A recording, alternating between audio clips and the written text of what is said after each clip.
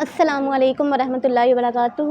ان الحمد للہ نحمده ونستعینه ونستغفره ونؤمن به ونتوکل علیہ ونعوذ باللہ من شرور انفسنا ومن سیئات اعمالنا ومن يهده الله فلا مضل له ومن يضلل فلا هادي له اشهد ان لا اله الا الله وحده لا شريك له واشهد ان محمدا عبده ورسوله۔ فقال الله تبارك وتعالى الله ولي الذين آمنوا يخرجوهم من الظلمات إلى النور والذين كفروا أولياؤهم الطاغوت يخرجونهم من النور إلى الظلمات أولئك أصحاب النار هم فيها خالدون۔ ہمارا آج کا عنوان ہے مؤمنین کی صفات۔ سورۃ المؤمنون میں اللہ تعالیٰ فرما رہے ہیں قد افلح المؤمنون الذین هم فی صلاتهم خاشعون والذین هم عن اللغو معرضون والذین هم للزکاة فاعلون والذین هم لفروجهم حافظون والذین هم لأماناتهم وعہدهم راعون۔ سب سے پہلی آیت ہے قد افلح المؤمنون، یعنی بے شک کامیاب ہو گئے اہل ایمان۔ افلاح فلاح سے ہے، یعنی فلاح کسے کہتے ہیں؟ فلاح کے لغوی معنی ہے پھاڑنا، یعنی کسی چیز کے پھاڑنے کو فلاح کہتے ہیں۔ پھاڑنا اس بات سے لنک ہے کہ پھاڑ کر کوئی نئی چیز باہر نکالی جا رہی ہے۔ مثال کے طور پر جب ہمیں کوئی گفٹ ملتا ہے، گفٹ کے اوپر وہ گفٹ پیپر ہوتا ہے، تب اس کو ہم پھاڑتے ہیں تب بھی گفٹ اندر دیکھ پاتے ہیں کہ ہمارے لیے کیا چیز ہے۔ اس طرح تو نہیں ہوا کہ ہم نے گفٹ پیپر پھاڑے بغیر اندر دیکھا کہ کیا چیز ہے ہمارے لیے۔ اسی طرح فلاح کسان کو بھی کہتے ہیں جو زمین کو پھاڑ کر بیج بوتا ہے اور وہ چھوٹا سا بیج اتنی بڑی فصل بن کے اس کے پاس آ جاتی ہے۔ تو فلاح کامیابی کو نہیں بلکہ فلاح اس کوشش کو کہتے ہیں جو کامیابی لے کر آتی ہے۔ تو اگلی ہی آیت میں اللہ تعالیٰ فلاح کو حاصل کرنے کے طریقے بتا رہے ہیں کہ الذین هم فی صلاتهم خاشعون، جو اپنی نمازوں میں خشوع اختیار کرنے والے ہیں۔ کامیابی حاصل کرنے کے لیے ایک مومن کی کیا کوشش ہوتی ہے؟ کامیابی حاصل کرنے کے لیے ایک مومن کیا کرتے ہیں؟ یعنی نماز پڑھنا اور اس میں خشوع اختیار کرنا۔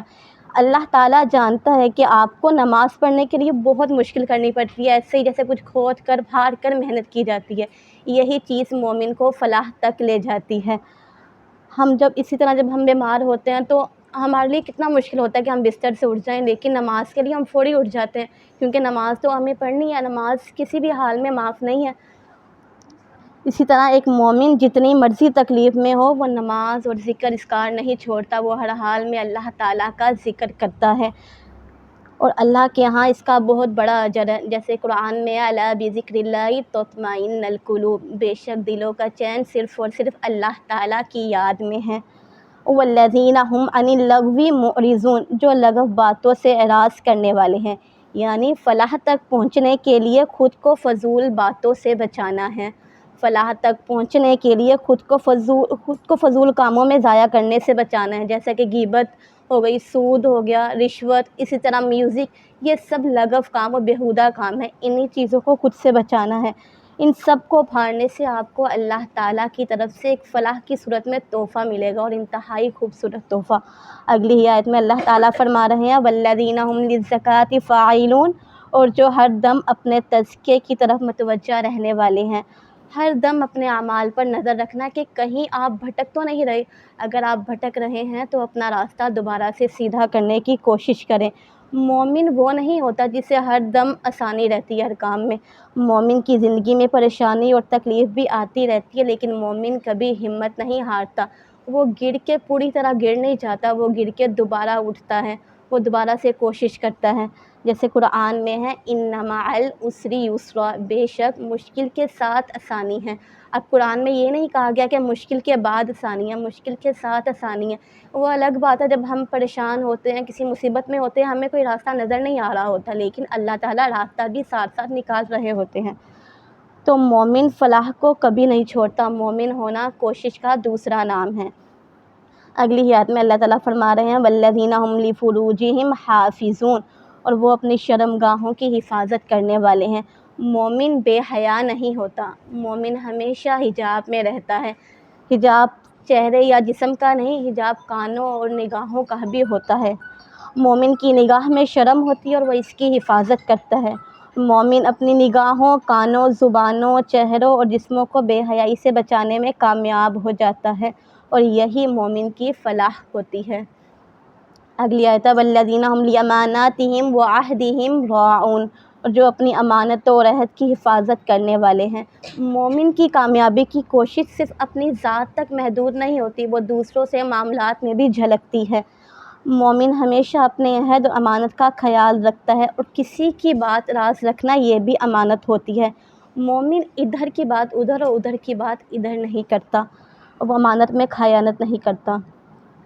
اگلی چیز ہے مومن کیسے ہوتے، یعنی مومن ایسے نہیں ہوتے۔ سب سے پہلی چیز ہے مومن بھٹکتی نگاہوں والا نہیں ہوتا، مومن اپنی نگاہوں کی حفاظت کرنے والا ہوتا ہے، کیونکہ نگاہ کا تعلق دل سے ہے۔ کان اور آنکھ دل کی کھڑکیاں ہیں، جو کچھ ان کھڑکیوں سے داخل ہوگا ہمارا دل بھی ویسا ہی ہوتا چلا جائے گا۔ تو کھڑکیوں سے اگر مٹی اور راکھ اڑ کر آئے تو ہمارا دل بھی اسی طرح ہو جائے گا، اور اس کے بالمقابل اگر خوشبودار پھول اور بارش آئے تو ہمارا دل ویسے ہی ہو جائے گا۔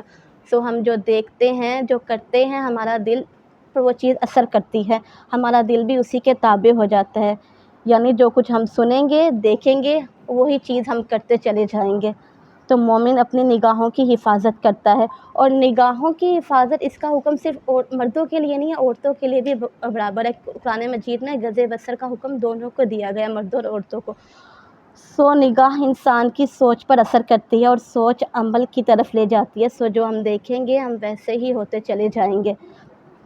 اگلی چیز ہے مومن فضول گو نہیں ہوتا، یعنی اللہ تعالیٰ کے خاص بندوں کی صفت ہے کہ وہ فضول باتوں میں نہیں پڑتے اور نہ فضول باتیں کرتے ہیں۔ سورۃ الفرقان کی آیت ہے وَإِذَا مَرُّوا بِاللَّغْوِ مَرُّوا كِرَامًا، جب وہ کسی فضول بات پر سے گزرتے ہیں تو باوقار انداز سے گزر جاتے ہیں۔ ایک حدیث میں آتا ہے کہ قیامت کے دن آپ صلی اللہ علیہ وسلم سے سب سے زیادہ دور وہ لوگ ہوں گے جو فضول گو ہیں۔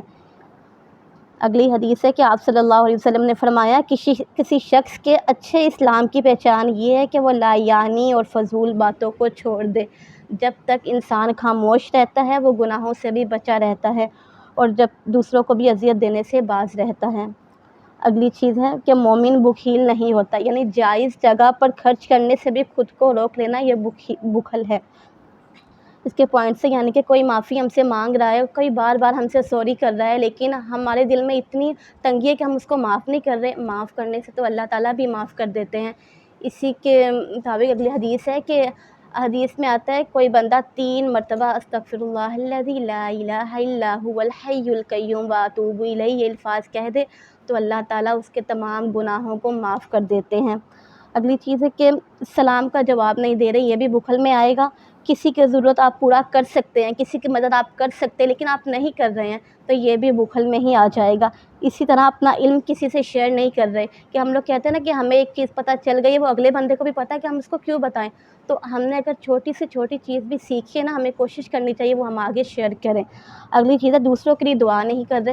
اپنے لیے تو ہم لوگ روز دعائیں کرتے ہیں، لیکن دوسروں کے لیے نہیں کرتے۔ دوسروں کے لیے دعا کرنے کا یہ فائدہ ہے کہ ہم لوگ جب کسی کے لیے غائبانہ دعا کرتے ہیں تو ہمارے ساتھ کھڑے فرشتے کہتے ہیں کہ یا اللہ اس بندے کے حق میں بعد میں، پہلے اس کے حق میں یہ دعا قبول فرما۔ آگے ہے کہ مومن آخرت کو بھول جانے والا نہیں ہوتا، مومن آخرت کو یاد رکھنے والا، آخرت کے لیے تھکنے والا اور آخرت کے لیے جینے والا ہوتا ہے۔ اس کی زندگی کا مقصد ہی آخرت کمانا ہوتا ہے، اس کے ہر کام عمل بات میں آخرت کی فکر ضرور ہوتی ہے۔ وہ بظاہر دنیا کے کاموں سے بھی آخرت کا اجر کما لیتا ہے، کیونکہ وہ جانتا ہے زندگی صرف یہی دنیا کی زندگی نہیں ہے، آخرت کی زندگی ہی اصل زندگی ہے۔ وہ اس کے لیے کوشش کرتا ہے اور اس کے لیے فکر مند ہوتا ہے۔ مومن آخرت کو کبھی نہیں بھولتا، وہ آخرت کے لیے کوشش کرتا رہتا ہے۔ تو ہمیں بھی چاہیے ہم زیادہ سے زیادہ ان باتوں پر عمل کرنے کی توفیق عطا فرمائے اللہ تعالیٰ ہمیں۔ اس میں جو غلطی ہوئی ہے اللہ تعالیٰ ہمیں معاف فرمائے۔ سبحانک اللہم و بحمدک اشہد ان لا الہ الا انت استغفرک واتوب الیک۔ ربنا تقبل منا انک انت السمیع العلیم وتب علینا انک انت التواب الرحیم۔ السلام علیکم ورحمۃ اللہ وبرکاتہ۔